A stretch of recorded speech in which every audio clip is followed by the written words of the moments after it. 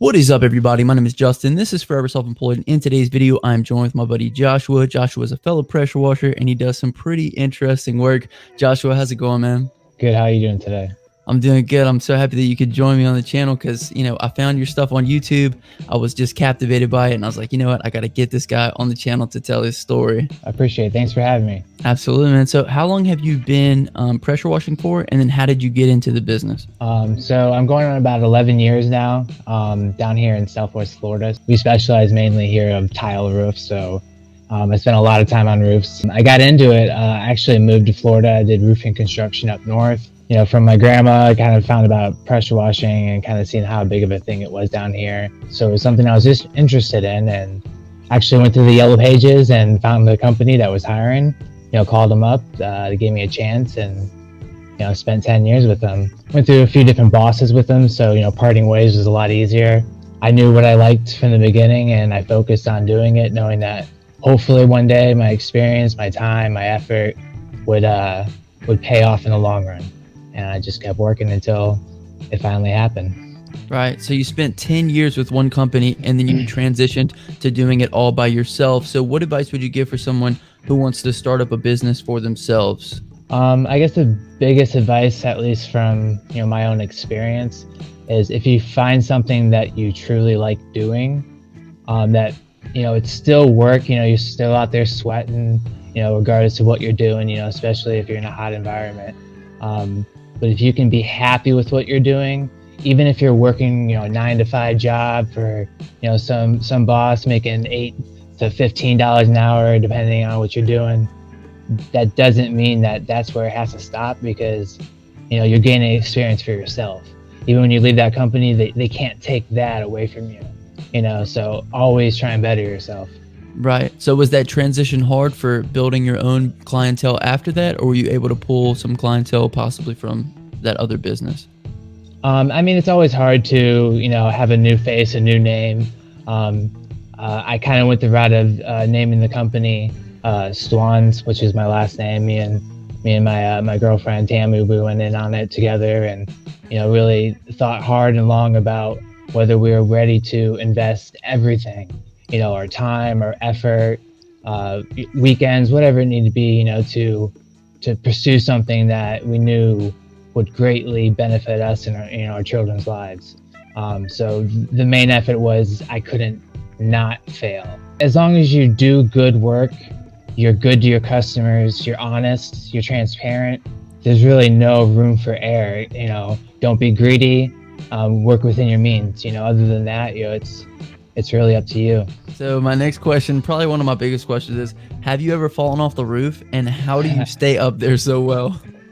So I haven't actually fallen, tripped or fell and actually fallen off. I've slipped on some algae and mold and chosen to jump off, thinking that it would be better if I had actual direction in where I'm going versus just a random fall off a house.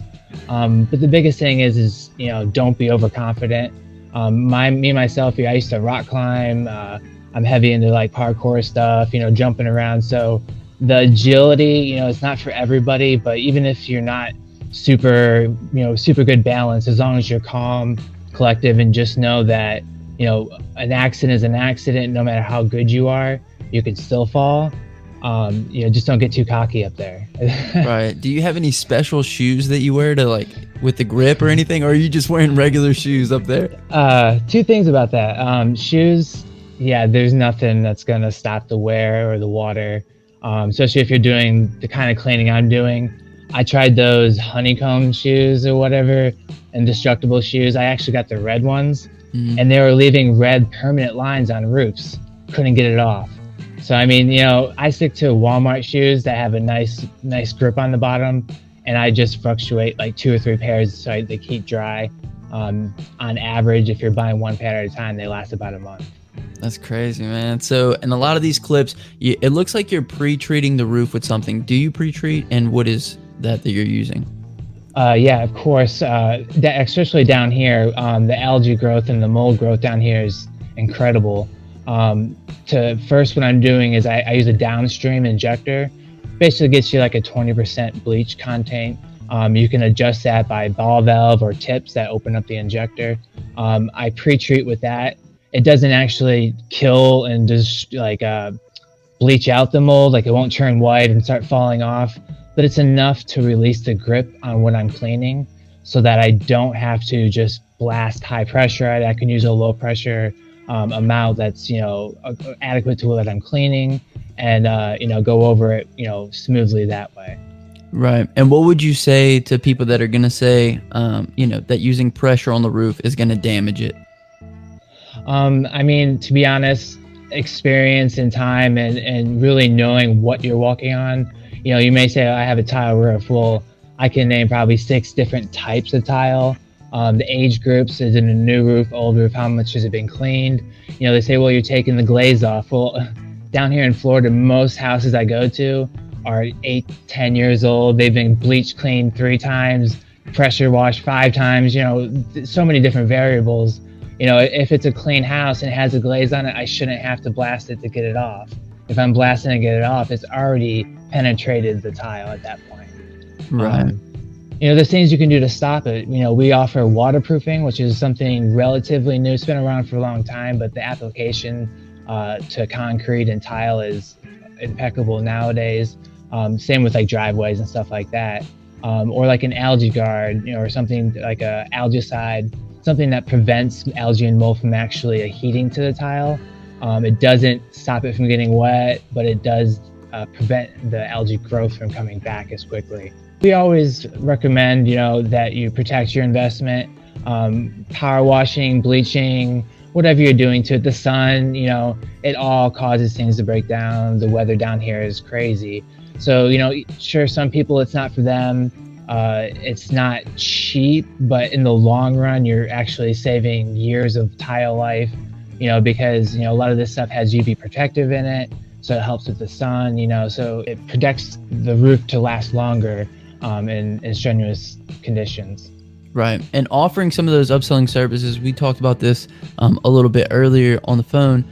You are, you're preventing that growth from coming back. And I asked you, how do you keep clientele when that's the case? So can you kind of speak to and tell the audience what you told me earlier?